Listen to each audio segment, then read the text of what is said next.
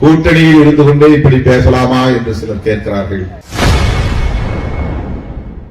மக்களின் நலனுக்காக மட்டுமே மது ஒழிப்பு மாநாட்டை நடத்துவதாக விடுதலை சிறுத்தைகள் கட்சித் தலைவர் தொல் திருமாவளவன் தெரிவித்துள்ளார்.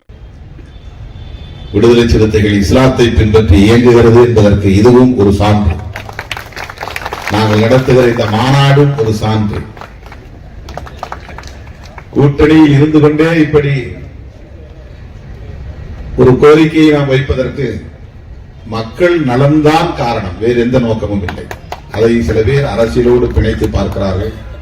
ஏதோ திருமாவளவன் காய் நகர்த்தி பார்க்கிறார் என்றெல்லாம் கதை கட்டுகிறார்கள். ஆளும் கட்சிக்கு இதிலே நெருக்கடி அல்லது நெருடல் ஏற்படும் என்பது தெரியும். ஆனாலும் அதைவிடவும் முக்கியமானது மக்கள் நலம், மனித பலம்.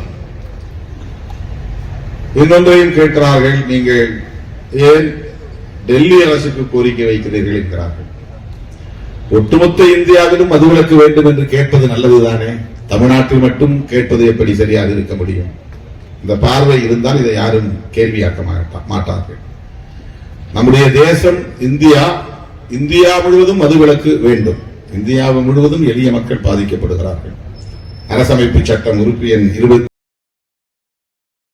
செய்திகளை உள்ளது உள்ளபடி தெரிந்து கொள்ள ரெஃப்ளெக்ட் நியூஸை சப்ஸ்கிரைப் பண்ணுங்க.